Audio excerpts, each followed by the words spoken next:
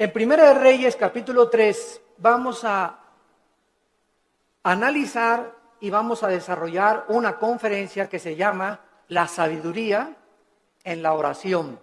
La sabiduría en la oración.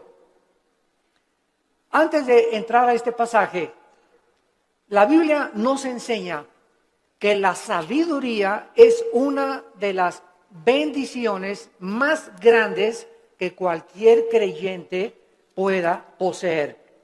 En Proverbios capítulo 3, Proverbios 3 del 13 al 18, escribió Salomón: dichoso el hombre o bienaventurado el hombre que haya la sabiduría. En otras palabras, hay que buscarla, porque para hallar tenemos que buscar. El que la encuentra y que obtiene la inteligencia, porque su ganancia, o sea, es mucho mejor ganar y tener sabiduría que toda la plata y que todo el oro que pudieras algún día amontonar. Más preciosa es que las piedras preciosas, y todo lo que puedes desear no se puede comparar con la sabiduría.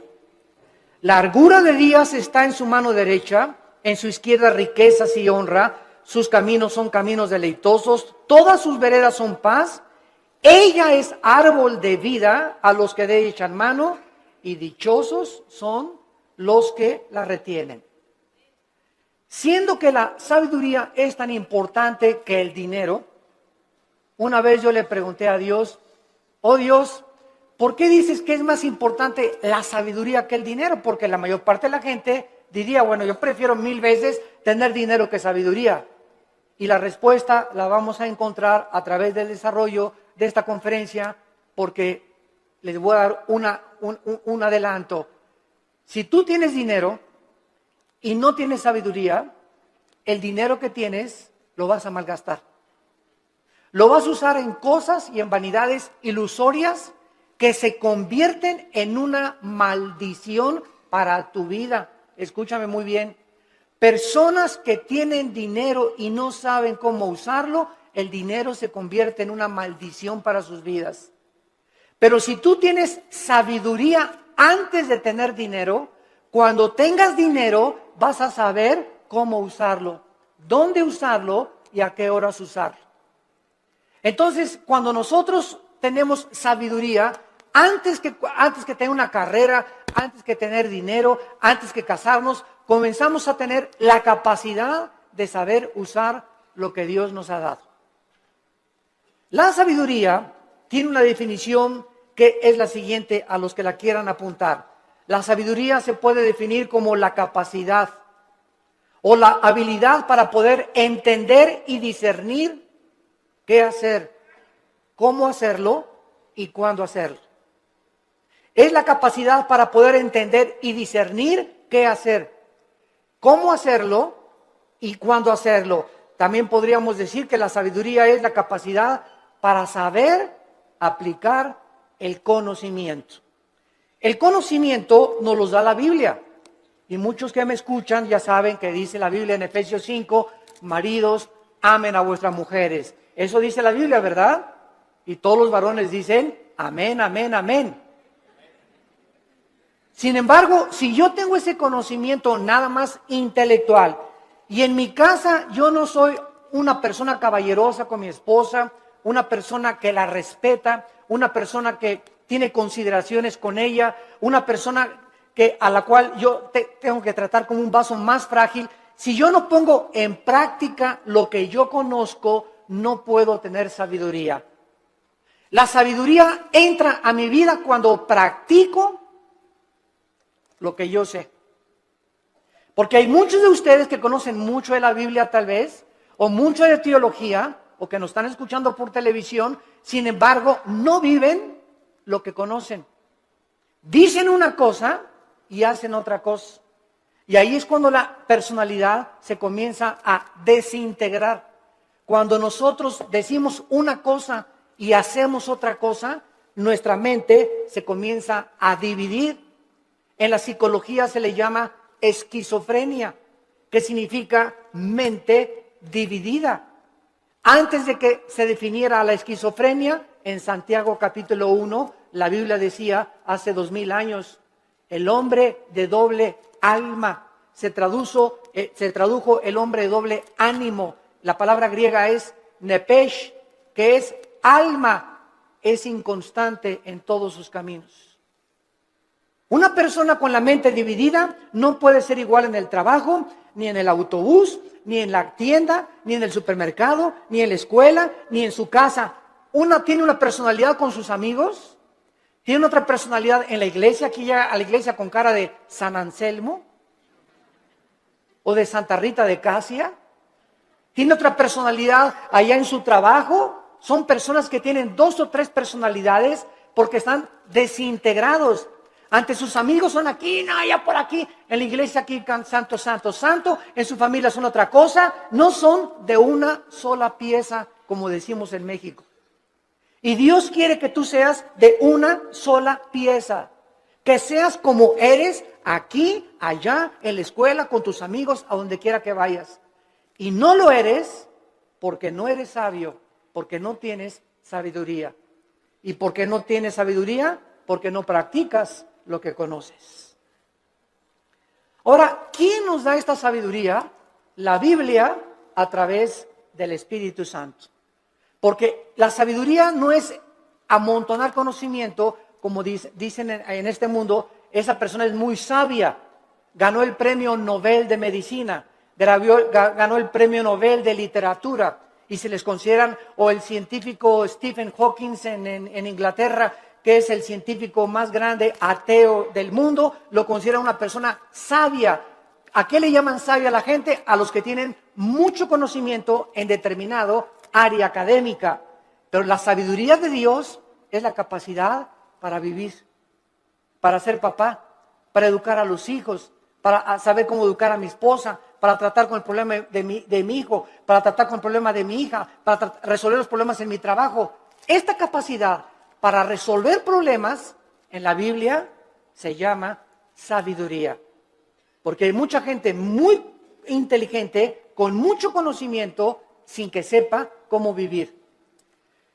La persona que posee la sabiduría sabe distinguir entre el bien y entre el mal.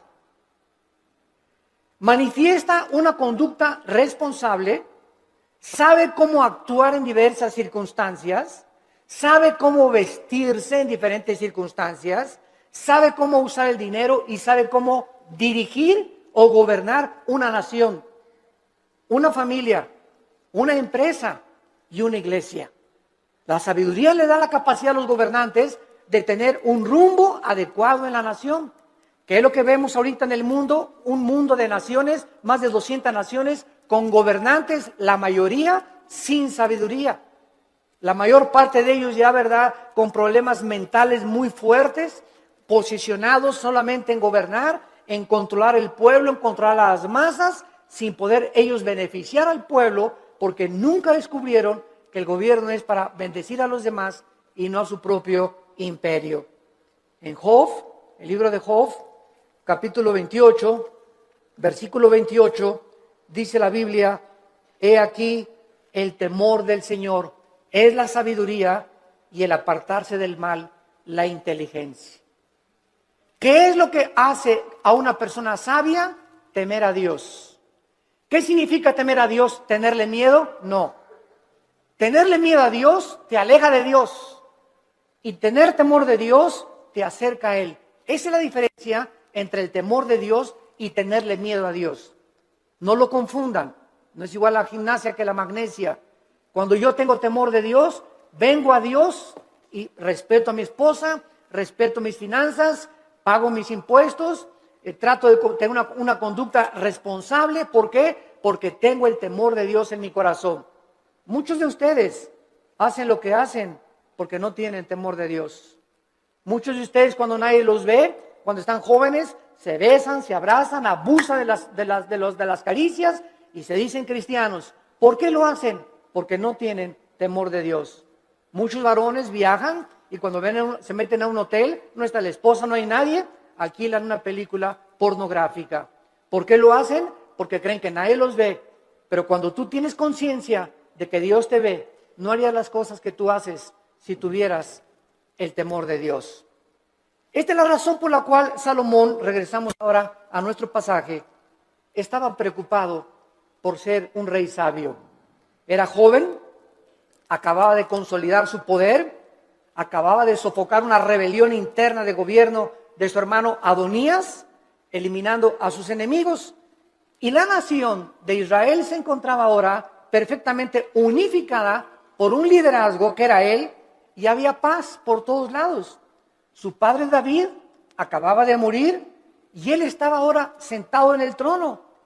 Y Salomón, cuando está sentado en el trono, sintiendo su inmadurez, su incapacidad y su falta de experiencia, le pide a Dios sabiduría para poder discernir y poder gobernar a un pueblo tan grande. ¿Qué es lo que nosotros debemos hacer también cuando muchos de ustedes, jóvenes que me escuchan, se casan a los 23 años? Te casas, chamaca, a los 18 años, tal vez porque te embarazaste antes, o te casas a los 20 años de edad. Dices, ¿verdad? Dios mío, tengo 23 años y estoy casado.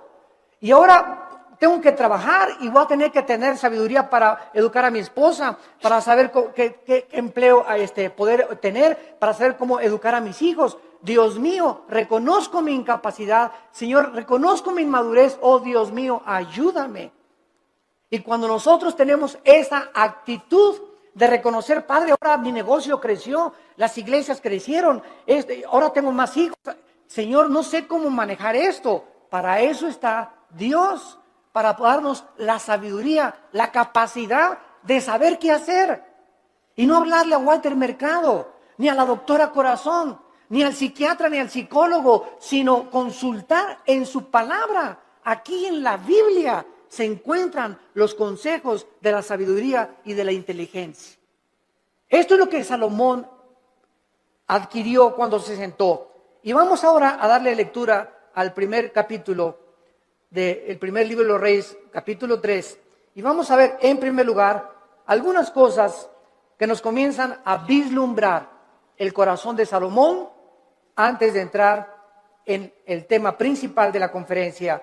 Veamos en primer lugar en el versículo 1 el compromiso político y diplomático que Salomón comenzó a ejercer. Salomón hizo parentesco con Faraón, rey de Egipto, pues tomó la hija de Faraón y la trajo a la ciudad de David. Entre tanto que acababa de edificar su casa y la casa de Jehová y los muros de Jerusalén alrededor. Salomón, entrando a su reinado, inmediatamente supo que necesitaba a Egipto, que necesitaba a Siria, que necesitaba a Jordania, que las naciones de alrededor eran importantes para poder tener una buena relación política y diplomática. No quería la guerra. Entonces, Salomón, en aquel tiempo, los países hacían alianzas dando a la hija del rey al hijo del otro rey o al rey mismo. Entonces, los matrimonios en tiempos de Salomón eran por compromiso político. No necesariamente Salomón se enamoró de la hija de Faraón, tal vez ni la conoció, sino simplemente al ser la hija de Faraón de Egipto y casarse con Salomón, rey de Israel, Egipto e Israel hacían una unidad, hacían un compromiso a través del matrimonio. Es lo que significa la palabra hebrea parentesco en el versículo 1. No veo que muchos tengan sus Biblias en esta mañana. Trajeron el Calimán. La palabra parentesco es la palabra chatán en el hebreo. Chatán, que significa compromiso a través de un matrimonio político. Es la palabra que usaban para poder llevar a cabo los matrimonios políticos. Muy bien. Sin embargo, cuando Salomón adquiere el compromiso por política y diplomacia con la hija del faraón, Salomón estaba violando una ley que dice en el libro de Deuteronomio, capítulo 17, versículo 14. Deuteronomio 17, 14, que Dios había dado en el monte Sinaí a Moisés para los gobernantes. Dice Deuteronomio 17, versículo 14, cuando hayas entrado en la tierra que Jehová tu Dios te da, y tomes posesión de ella y la habites, y digas, pondré un rey sobre mí, como todas las naciones que están en mis alrededores, ciertamente pondrás por rey sobre ti al que Jehová Dios escogiere. De entre tus hermanos pondrás rey sobre ti. No pondrás hombre extranjero que no sea tu hermano, pero él no aumentará para sí caballos, ni hará volver al pueblo a Egipto, con el fin de aumentar caballos, porque Jehová los ha dicho, no se vuelvan nunca por este camino. Versículo 17, ni tomará para sí muchas mujeres. Dios siempre estuvo en contra, ¿verdad?, de la poligamia, siempre, siempre. El hecho que Salomón y el hecho que David hayan tenido varias mujeres no implica que era la voluntad de Dios, porque la voluntad de Dios es doble. La voluntad de Dios es permisiva y la voluntad de Dios es directiva. Dios te da permiso de que te cases con ese roto quinto patiero. Dios te da permiso de que te hagas socio de esa persona que no es cristiana. Pero no significa que al permitirte Dios que hagas lo que hagas, no significa que era su voluntad que te casaras con ese muchacho o con esa muchacha, porque lo hiciste encaprichado en hacer algo y Dios nos deja que nosotros recojamos las consecuencias de lo que hemos arado y de lo que hemos sembrado. La cosecha es de nosotros, pero no significa que era la voluntad directiva de Dios. La voluntad directiva de Dios es: yo tengo para ti una mujer que te va a ser fiel, que va a ser la mujer de tus hijos. Espera el tiempo en que yo te la traiga. Si tú te impacientas, te casas con la equivocada y te va como infierno. Y después cuando te cases, pues es que Dios, si hubiera querido, hubiera impedido que me casara con Chencho. ¿Sabes una cosa? Dios te dejó que te casaras con Chencho y claro que lo podía impedir, pero si lo hubiera impedido, hubiera violado tu libertad, el libre albedrío. Y ya no seríamos, ¿verdad?, personas, agentes morales, seríamos robots y seríamos títeres de un Dios que Él hace lo que Él quiere. Y Él nos ha dado el libre albedrío para que seamos responsables de las decisiones y las consecuencias que las decisiones que hagamos vamos a recoger. Vamos a ver después cómo acabó Salomón precisamente por estas decisiones equivocadas que llevó a hacer. En segundo lugar, dice el versículo 2 que hasta entonces, o sea, hasta el tiempo de Salomón, el pueblo sacrificaba en los lugares altos, donde regularmente los paganos hacían los sacrificios. Y Dios nunca quiso que Israel sacrificara en los lugares altos, pero hasta que Salomón acabó el templo y se ofrecieron sacrificios en el lugar donde Dios quiso que se ofrecieran, Dios permitió que se llevaran a cabo sacrificios en los lugares altos. Dice el versículo 2, porque no había casa edificada al nombre de Jehová hasta aquellos tiempos. Salomón tenía una capacidad, en segundo lugar, como constructor.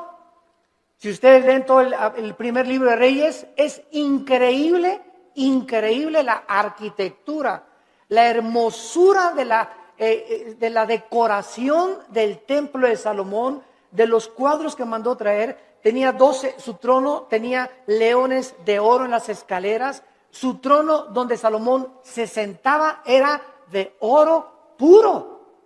Nunca ha habido, nunca en la historia, ni Bill Gates, ni el señor Slim, ni los Kennedy, ni los Rothschild, ni ningún millonario ha tenido el dinero que ha tenido y las riquezas del rey Salomón. Pero al mismo tiempo que Salomón ha tenido las riquezas inimaginables que cualquier persona haya podido alcanzar, ni los árabes tampoco, ni los sheiks en Arabia, Salomón al mismo tiempo, vamos a ver, era el hombre más sabio de toda la historia que ha existido. El hombre más sabio, imagínense, tenía millones de billones de riquezas y al mismo tiempo tenía la sabiduría que al final de su vida, la hizo a un lado y pues ya es otro cantar, ¿verdad? Él se aparta de Dios, apostata y después regresa a Dios y escribe el libro de Eclesiastés, que es el compendio de sabiduría después de Proverbios más grande de toda la Biblia, el libro de Eclesiastés. Muy bien, ahora sí, vayamos a comenzar a analizar esta oración que Salomón, consciente de su inmadurez, comienza a hacerle a Dios. Dice el versículo 5, y se le apareció Jehová a Salomón en Gabaón. Se le apareció Jehová a Salomón en Gabaón. ¿A cuántos de ustedes se les ha aparecido Dios? Todos podemos decir, ¿verdad? A ninguno. Pero esto es una verdad parcial, porque cada vez que hables la Biblia, se te aparece Dios.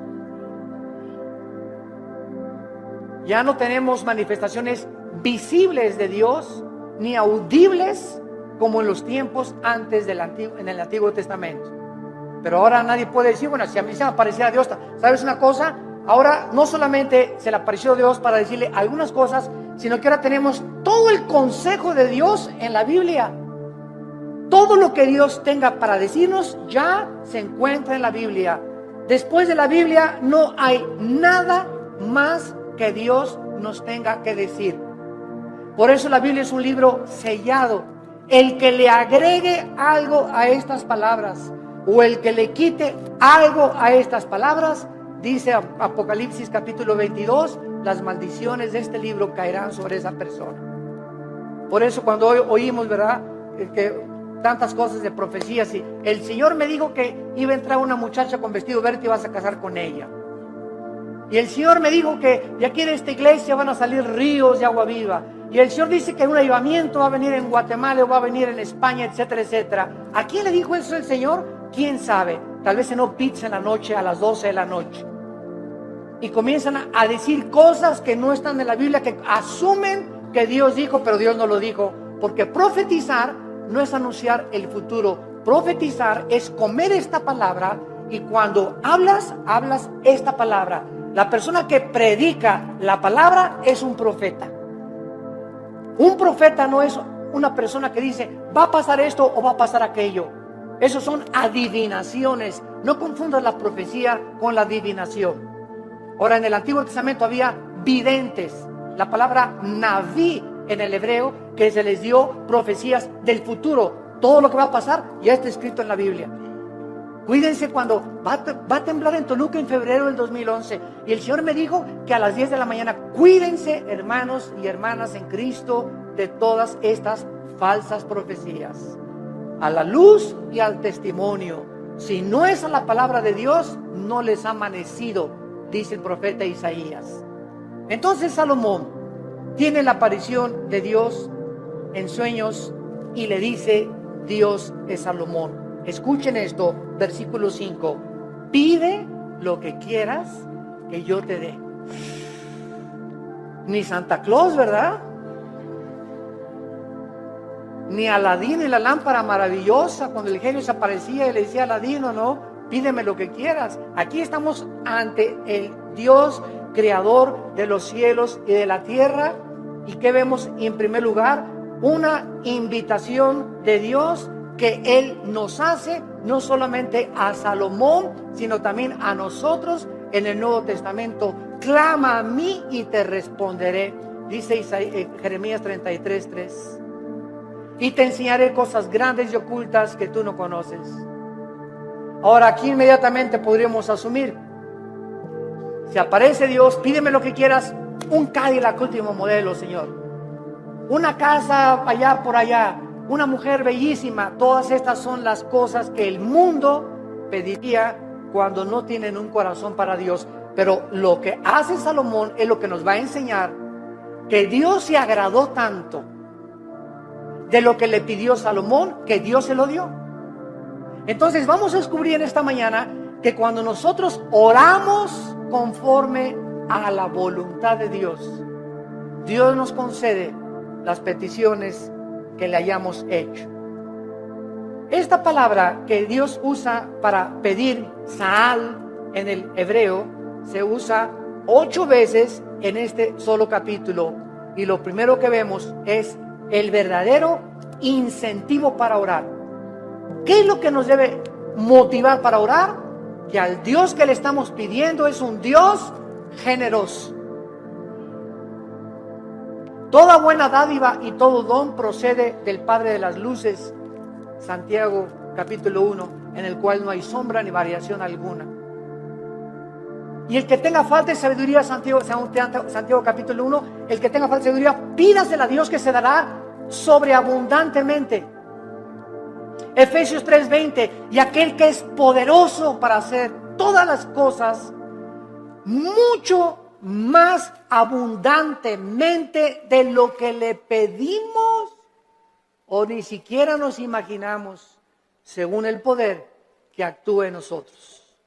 Esto es muy importante porque mucha gente, yo he conocido que dicen, ay Señor, Señor, por favor, y creen que Dios está por allá lejísimos, ¿verdad? Y te pido, Señor, y gritan y se tiran y se revuelcan en el piso, etcétera, etcétera, y lloran.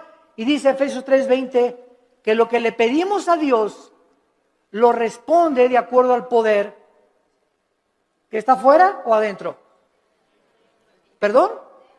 Según el poder que actúa dentro de nosotros. Entonces, dentro de nosotros está el Espíritu Santo. Yo solo tengo que hincarme en el secreto de mi oración y entrar en comunión con Dios, y Él me está oyendo, Él está dentro de mí, y no tengo que buscar manifestaciones de Dios externas, porque el poder está dentro de mí. Y dentro de mí, si el Espíritu Santo, yo tengo una relación de compañerismo con Él y camino en santidad con Dios, lo que Dios me pone dentro de mí, me lo va a dar. Porque Dios se agrada cuando le pedimos conforme a su voluntad. Aunque nosotros no somos reyes ni gobernantes como Salomón, con el mismo nivel de responsabilidad que tenía Salomón, ¿acaso no es al mismo Dios que al que se acercaba Salomón en el Antiguo Testamento en oración? En Primera de Juan capítulo 5, en el Nuevo Testamento, Primera de Juan capítulo 5, versículo 14 y 15, dice la Biblia, y esta es la confianza que tenemos en Él. Cuando comenzamos a orar, si no hay esa confianza en ti, no ores. Porque el que se acerca a Dios es necesario que crea que Dios existe. Esta es la confianza que tenemos en Él, que si pedimos alguna cosa conforme a su voluntad, conforme a lo que Dios quiere para nuestra vida, Él nos oye. Si yo tengo un niño de 10 años y me dice, papá, cómprame un BMW, ¿se lo voy a comprar? Ay, papá, no me quieres porque no me compras un reloj Rolex de oro. Chamaco de 15 años, pirruris. ¿Por qué no se lo doy? Porque no es que yo no ame a mi hijo, claro que lo amo a mi hijo. Pero no se lo doy porque no puede él todavía llevar tantas alhajas en su cuerpo, ni tener un coche último modelo a los 15 años, porque le hago un mal más que un bien. Ahora, si él comienza a conocer, si mi hijo tuviera la sabiduría a los 10 o 15 años de conocer que él no tiene la madurez para poder usar las cosas que él quisiera, no me pediría eso. Entonces me diría, papá, dame un reloj conforme a lo que tú crees que debo de usar. Dame un coche, conforme el coche que tú quieras, dámelo. Ya no le pediría un Cadillac, sino, Señor, lo que tú me quieras dar. Entonces, es importante que nosotros sepamos cuál es la voluntad de Dios para nuestras vidas. ¿Y cómo la puedes saber? Leyendo la Biblia. ¿La lees diario? ¿La memorizas diario? Este año, si te pasara aquí al frente, a ver, pásala aquí, Pancholín.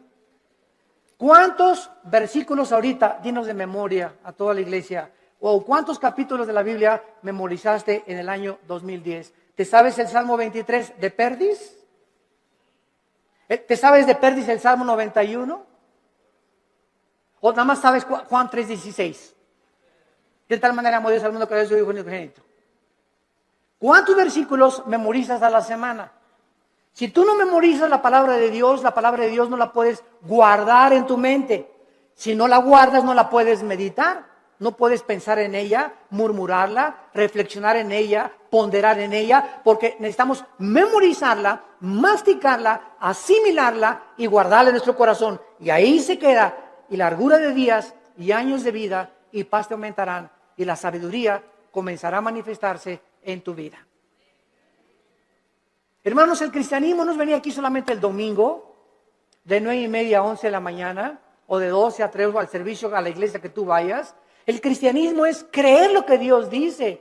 Josué de día y de noche medita en este libro de la ley, le dijo Dios en Josué 1:8 y 9, para que prosperes.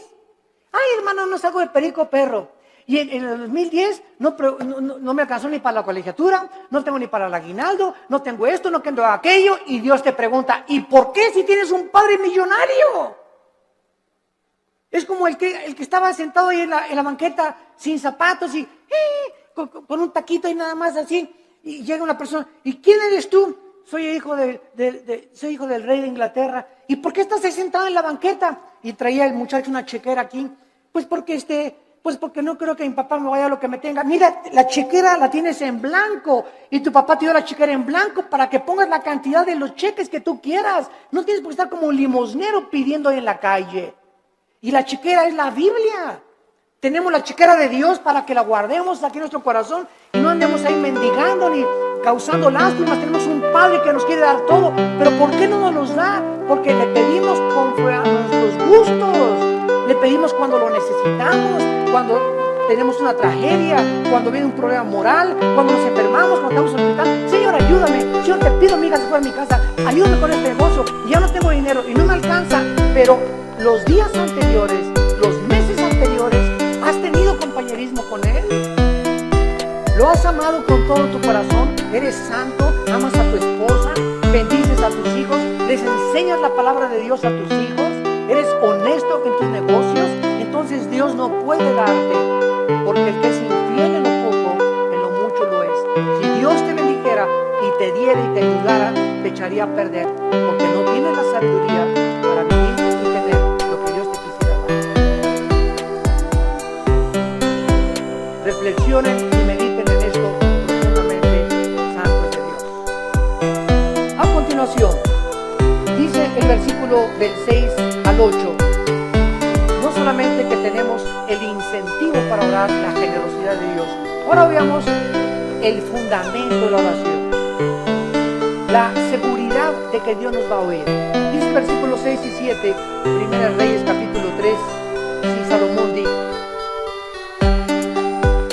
dame un Cadillac, hazme un millonario, dame $1,000,000 y le doy $500,000 de ofrenda a la iglesia. Es la oración de casi todos los cristianos. Bendíceme, Señor, si me das 5 millones de pesos, te prometo que le doy 3 millones de pesos a la iglesia. ¿Sabes una cosa? ¿Tú tienes ahorita en el bolsillo? Pues ahí tengo como unos 5,000 pesos. Primero sé fiel con los 5,000 pesos antes que me pidas 5 millones de pesos. Y si no has sido fiel con lo poquito que te he dado, tampoco lo vas a hacer cuando yo te lo dé. A mí no me ves la cara, dice el Señor. Dios no puede ser burlado. Entonces tenemos que entender eso, ¿verdad? Vean ustedes ahora, cuando Dios le dice a Salomón, pídeme lo que quieras. ¿Por qué Dios le concedió a Salomón lo que le concedió? Salomón le contestó, en primer lugar, tú hiciste gran misericordia a tu siervo David, mi padre.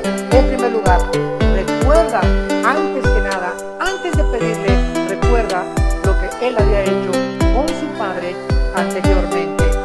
Dice a continuación, porque él anduvo delante de ti en verdad, en justicia y con rectitud de corazón para contigo. En segundo lugar, recuerda que su padre recibió de Dios lo que recibió porque David anduvo en integridad. ¿Qué es integridad? Hacer lo que nosotros decimos. Vivir lo que nosotros predicamos. Si tú predicas una cosa y vives otra cosa, no eres una persona integral, íntegro. Te estás desmoronando, te estás desintegrando, tu mente se está dividiendo y se puede dividir en 2 partes, en 3 partes, hasta en 4 partes. Y después los psicólogos entran y dicen, desórdenes múltiples de la personalidad humana. Personas que tienen hasta 5 personalidades y que se consideran como psicópatas, que ya tienen que ser internados en un hospital para enfermos mentales, que nunca su problema fue el problema mental, su problema fue que nunca resolvieron sus pecados pasados. No quisieron oír la voz. La misericordia que le tuviste a mi papá, yo estoy sentado aquí, yo no merezco estar sentado aquí. Lo estoy por causa de la misericordia que tú tuviste para con mi padre. Y esto es algo muy importante porque muchos de ustedes están donde están por las oraciones de tu mamá, por las oraciones de tu padre, tal vez las oraciones de tu abuelo que tú no llegaste a conocer. Pero Dios nos ha prometido, la generación de los justos será bendita.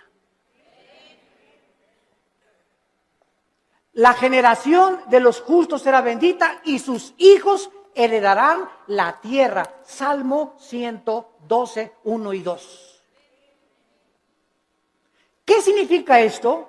Que aunque tengamos nosotros todavía hijos que vemos que no vienen al camino, yo conozco muchos grandes hombres de Dios, muchos misioneros que murieron y sus hijos no eran cristianos y se salvaron después de que se murieron los papás. Pero Dios cumplió su palabra.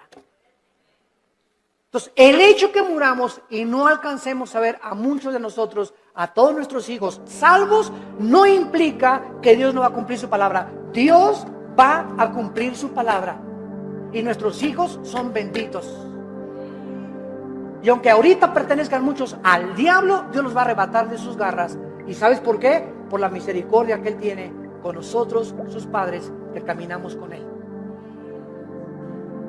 Pero si tú no eres un padre que caminas con Dios, si tú no eres un padre fiel con Dios, si tú no caminas en santidad, estas promesas no pueden tener cumplimiento. La misericordia de Dios es sobre los que le temen y sobre de ellos hará conocer sus pactos. Y vemos enseguida cuando le dice Dios, cuando le dice Salomón en el versículo 6, finalmente, tú le has reservado esta misericordia en la que le diste, hijo, que se sentase en su trono, como sucede en este día. Vemos la fidelidad de Dios de una forma maravillosa. Y dice la Biblia en el versículo 7, ahora pues, Jehová Dios mío, o sea, habiendo reconocido Salomón la misericordia que Dios tuvo para con su padre y el hecho que él esté donde está, que lo hacía indigno, tú me has puesto a mí, tu siervo, por rey en lugar de mi padre, y yo soy joven y no sé cómo entrar ni salir, y tu siervo está en medio de tu pueblo, al cual tú escogiste, un pueblo grande que no se puede contar ni tampoco enumerar. Salomón finalmente comienza a orar porque al recordar la misericordia con su padre, sabe que lo que Dios dice lo cumple. ¿Qué hace que nosotros oremos? La fidelidad de Dios. Dice en Efesios 3:20, y aquel que es poderoso para hacer las cosas mucho más abundantemente. Tú le pides a Dios algo, lo que Él te va a contestar es mucho más allá de lo que tú te imaginaste que te iba a contestar. Yo recuerdo, les conté hace algún tiempo, en 1977-78, yo comencé a entrar al ministerio de tiempo completo. Yo trabajaba en un hotel en Acapulco, el hotel que es ahora el Emporio Brevo Continental, estaba de gerente general del hotel. Y cuando entro en el 77-78, me fui de misionero con unos misioneros norteamericanos. Nos llevaron a la Sierra de Guerrero, con la frontera con Oaxaca, Coajincunapa, la Costa Chica, la Costa Grande. Todo eso anduve 3 años de misionero. Y en toda esa época de misionero, pues llegaba a mi casa y Alan estaba chiquito y comíamos mangos, comíamos frutas, no teníamos para comer, porque me daban un cheque de $50 a la semana, o sea, $200 al mes. Solamente no se alcanzaba para comer víveres. Vivíamos en un bungalito por pie de la cuesta en Acapulco, y lo único que teníamos en la casa era colchones, no teníamos estufa, no teníamos nada, una parrilla eléctrica. Ahí cocinábamos el pescado que yo iba a pescar, ¿verdad? Al mar. Entonces, durante todo ese tiempo, Dios me mostró su fidelidad. Nunca nos faltó pescado, nunca nos faltaron mangos en los árboles, ni tampoco manzanas. y peces, aventaba el anzuelo y a las 2-3 horas agarraba 3 o 4 guachinangos y grandes peces, y comíamos ostras, y comíamos las cucarachas que se pegaban en las piedras. Me bajaba a bucear y las raspábamos así con limoncito, ¿verdad? Ricas así, y eso es lo que comíamos por 3 años. Hasta 1985 pasaron 8 o 9 años de mi ministerio cuando por primera vez compramos un refrigerador. Compré una lavadora de esas que vendían en Salinas y Rocha, de esas que chun chun que hacen así, para acá y para atrás. Las señoras ya saben cuáles son, ¿verdad? Así es, las lavadoras antiguas. Pagué como 3 años en pagarla, y hasta el 85 me regalaron una camioneta combi usada con 80,000 kilómetros, y en esa nos transportábamos después de tantos años de caminar y conocer a Dios. Entonces Dios es fiel, pero Dios no te da las cosas así. Entonces tú no vas a recoger nunca en la vida lo que nunca has sembrado, en lo que nunca has trabajado. ¿Quiénes son los que poblan las cárceles? Almoloya, el reclusorio, personas que creyeron que sin trabajar, sino quitándole el dinero o vendiendo algo rápido, droga, podían obtener ganancias inmediatas, y tarde o temprano acaban en esas cárceles. Porque la Biblia dice: ganarás el pan con el sudor de tu frente. Y todo lo que es fácil y lo que es barato no tiene la bendición de Dios. Dinero mal habido será maldecido. Es una ley inexorable espiritual. Salomón, pues, comienza a decirle a Dios: yo soy joven, no sé cómo levantarme, no sé cómo gobernar, no tengo la madurez, y quiero, por favor, Señor, versículo 7, que me des a mí, versículo 8, la capacidad para poder gobernar. Cuando Dios le dijo a Salomón: pídeme lo que quieras, Dios estaba probando el corazón de Salomón. Y cuando venimos en oración y le pedimos a Dios, de la abundancia de las palabras, de la abundancia del corazón, habla la boca. Lo que tú le pides a Dios denota y manifiesta lo que realmente quieres en tu corazón. Y vamos a ver el gran secreto de por qué Dios le contestó esta oración. En el versículo 7 y 8, Salomón reconoce que él no tiene la capacidad de gobernar un pueblo tan grande, ni numerarlo por tanta y grande multitud. Su principal capacidad de la cual él comienza a reconocer es que él necesitaba una cosa importante. Versículo 9, dale, es lo primero que Salomón le pide: dame un corazón entendido. Por favor, la palabra entendido es shama, que significa oír o escuchar. Vamos a ver, vamos por orden, esto es muy importante, síganme con cuidado. Dame un corazón que sepa escuchar a la gente. Es lo que significa entendido.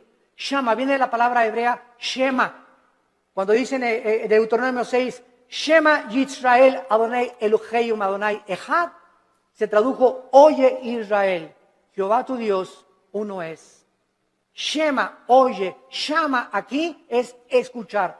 Dame un corazón shama, que sepa escuchar. Ahora dice el versículo 9, que sepa escuchar para juzgar a tu pueblo y para discernir entre lo bueno y lo malo. Vean ustedes con cuidado lo que Salomón está pidiéndole a Dios. Señor, permíteme presentarme ante tu pueblo. Supongamos que ustedes son el pueblo de Dios, y un gobernante necesita oír. Un pastor necesita, para dar consejería, oír. Pero cuando nosotros oímos, y muchas veces lo que los gobernantes oyen del pueblo, no siempre es la verdad, ¿correcto? Porque ve una señora: y mi esposo esto y el otro, y bla, bla, bla, bla, y bla, bla, bla, bla. Y el pastor o el cristiano que oye a la esposa y asume que la esposa tiene razón sin haber oído la otra parte, al esposo, es una persona sin inteligencia ni tampoco discernimiento. Entonces, no creas todo lo que la gente te dice. Y ya supiste que fulano y tal, bla, bla, bla, bla, bla, bla, bla, bla, bla. Y ya supiste que fulanita la vio la noche y bla, bla, bla, bla. Y ya viste lo que se dijo ese pastor que bla, bla, bla, bla, bla. Ten mucho cuidado cuando tú oigas y asumas que lo que te están diciendo es verdad. Entonces, ¿qué necesitamos para saber si lo que nos están diciendo es verdad o no es verdad? Necesitamos discernimiento. Y el discernimiento es una capacidad que el Espíritu Santo da para poder distinguir entre el bien y entre el mal.